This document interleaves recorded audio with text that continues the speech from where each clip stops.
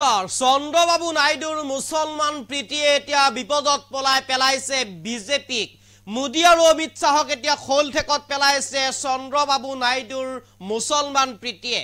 নীতিশ কুমাৰৰ পিছতে এতিয়া চন্দ্ৰবাবু নাইডুৰ যি মুছলমান প্ৰীতি মুছলমান সকলক লৈ যি সংৰক্ষণ মুছলমান সকলৰ প্ৰতি যি আঁচনি নতুন অভিলাষী আঁচনি ৰূপায়ণ কৰা হৈছে অন্ধ্ৰ প্ৰদেশত তাক লৈ এতিয়া চিন্তিত কৰি তুলিছে বিজেপিক বিজেপি যেন এক প্ৰকাৰ হতভম্ব হৈছে চন্দ্ৰবাবু নাইডু নীতিশ কুমাৰৰ যি প্ৰত্যেকটো কথাতে এতিয়া বিজেপিয়ে মাত মাতিব নোৱাৰে কাৰণ এক প্ৰকাৰ যেন এতিয়া মিত্ৰতাত আছে চন্দ্ৰবাবু নাইডু আৰু নীতিশ কুমাৰ আৰু তেওঁলোকৰ মিত্ৰতা ভংগ হলেই বিজেপি কিংবা অমিত শাহলৈ আহিব পাৰে মহা বিপদ আৰু এতিয়া চন্দ্ৰবাবু নাইডুৱে অন্ধ্ৰ প্ৰদেশৰ যিসকল মুছলমান লোক আছে তেওঁৰ ৰাজ্যৰ যিমান মুছলমান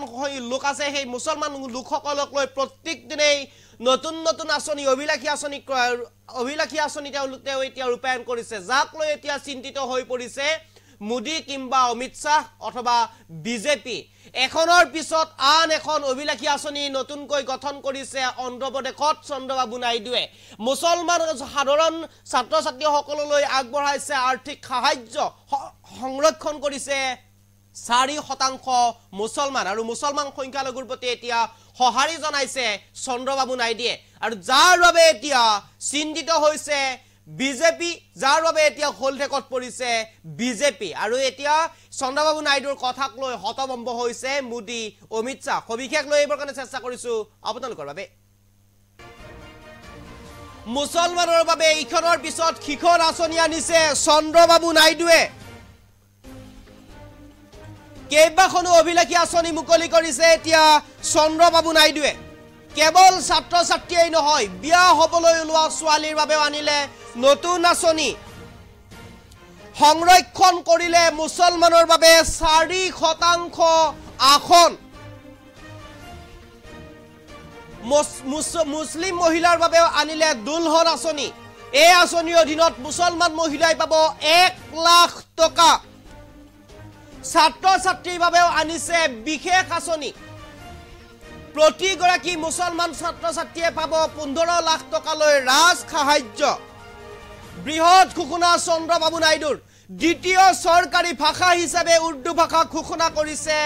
চন্দ্ৰবাবু নাইডুৱে মুছলমান সংখ্যালঘুৰ কল্যাণ আৰু উন্নয়নৰ প্ৰতি সহাৰি চন্দ্ৰবাবু নাইডুৰ নিৰ্মাণ হ'ব দুটাকৈ স্থানত নতুনকৈ হজ ভৱন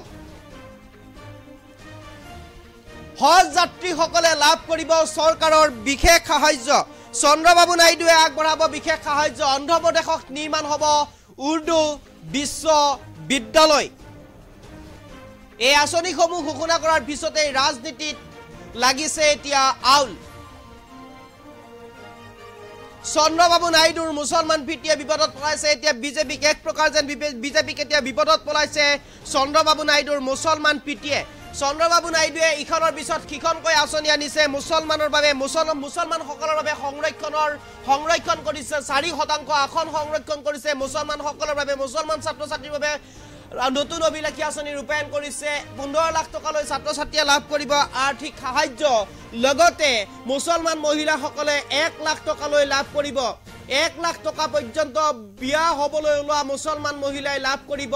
চৰকাৰৰ পৰা আৰ্থিক সাহায্য 4% আসন সংৰক্ষণ কৰা হৈছে মুছলমানৰ বাবে অন্ধ্ৰ প্ৰদেশত আৰু এই ঘোষণা কৰিছে ইতিমধ্যে চন্দ্ৰবাবু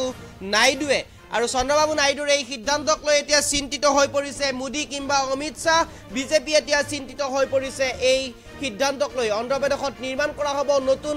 এখন উৰ্দু বিশ্ববিদ্যালয় আৰু হজ যাত্ৰীসকললৈ বিশেষ সুবিধা আগবঢ়াইছে চন্দ্ৰবাবু নাইডু চৰকাৰে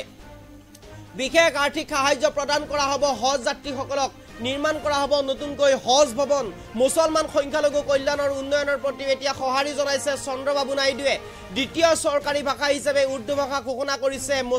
চন্দ্ৰবাবু নাইডুৱে প্ৰতিগৰাকী মুছলমান ছাত্ৰ ছাত্ৰীৰ বাবে 15 লাখ টকালৈ ৰাজ সাহায্য আগবঢ়াইছে নাইডুৱে আৰু ছাত্ৰ ছাত্ৰীৰ বাবে এই বিশেষ অভিলাষী আঁচনি আনিছে 1 লাখ টকালৈ মহিলাসকলক আগবঢ়াব বিবাহ হ'বলৈ ওলোৱা মহিলাসকলক আগবঢ়াব 1 লাখ টকা পৰ্যন্ত আৰ্থিক সাহায্য মুছলিম মহিলাসকলৰ বাবে আনিছে দুলহন আঁচনি আৰু এই আঁচনিৰ জৰিয়তে চন্দ্ৰবাবু নাইডুৱে প্ৰতিগৰাকী বিবাহ হ'বলৈ ওলোৱা মহিলালৈ আগবঢ়াব 1 লাখ টকা পৰ্যন্ত আৰ্থিক সাহায্য আৰু যি সিদ্ধান্ত এতিয়া খোলঠেকত পেলাইছে চন্দ্ৰবাবু নাইডুৰ এই সিদ্ধান্তই খোলঠেকত পেলাইছে এতিয়া মোদী কিংবা অমিত শাহক আৰু এনেদৰে এতিয়া এটাৰ পিছত আন এটা সিদ্ধান্ত এতিয়া চন্দ্ৰবাবু নাইডুৰ আৰু নীতিশ কুমাৰৰ এটাৰ পিছত আন এটা সিদ্ধান্ত এতিয়া বিপদত পেলাইছে মোদী কিংবা অমিত শাহক আৰু এই সিদ্ধান্ত এতিয়া বিজেপিক বিপদত পেলাইছে চন্দ্ৰবাবু নাইডুৰ যি মুছলমান প্ৰীতি নীতিশ কুমাৰৰ যি মুছলমান প্ৰীতি সেই মুছলমান প্ৰীতিয়ে বিপদত পেলাইছে এক প্ৰকাৰ যেন এতিয়া বিজেপি আৰু অমিত শ্বাহ কিংবা নৰেন্দ্ৰ মোদীক যিহেতুকে মিত্ৰতাত আছে চন্দ্ৰবাবু নাইডু টিডিপি নীতিশ কুমাৰ আছে বা নীতিশ কুমাৰেও ইতিমধ্যে মিত্ৰত আছে চন্দ্ৰবাবু নাইডু মিত্ৰতাত আছে আৰু চন্দ্ৰবাবু নাইডুৰে যদি সাধাৰণ ৰাইজৰ প্ৰতি সাধাৰণ ভোটাৰৰ প্ৰতি যদি সঁহাৰি নজনায় তেনেহ'লে তেওঁ সেই পজিশ্যনত থকাটো সম্ভৱ হৈ নুঠিব যাৰ বাবে সাধাৰণ ৰাইজৰ প্ৰতি সঁহাৰি জনাব লগা হৈছে এতিয়া চন্দ্ৰবাবু নাইডুৱে আৰু সাধাৰণ জনতাৰ প্ৰতি মুছলমান ৰাইজৰ প্ৰতি সঁহাৰি জনালেই মোদী কিংবা অমিত শ্বাহ পৰিছে এতিয়া বিপদত এই মোদী চন্দ্ৰবাবু নাইডুৰ সিদ্ধান্তই এক প্ৰকাৰ যেন এতিয়া আউল লগাইছে বিজেপিৰ মাজত ৰাজনীতিত আউল লগাইছে এক প্ৰকাৰ যেন এতিয়া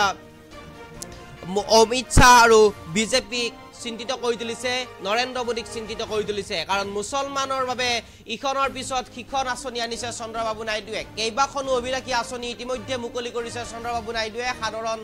মুছলমান ভোটাৰৰ প্ৰতি কেৱল ছাত্ৰ ছাত্ৰীয়েই নহয় বিয়া হ'বলৈ ওলোৱা ছোৱালীসকলৰ বাবেও আগবঢ়াইছে নতুনকৈ আঁচনি সংৰক্ষণ কৰিছে মুছলমানৰ 4% আসন মুছলিম মহিলাৰ বাবে আনিছে দুলহন আঁচনি আৰু দুলহন আঁচনিৰ জৰিয়তে লাভ কৰিব প্ৰতিগৰাকী মুছলিম মহিলাই 1 লাখ টকাকৈ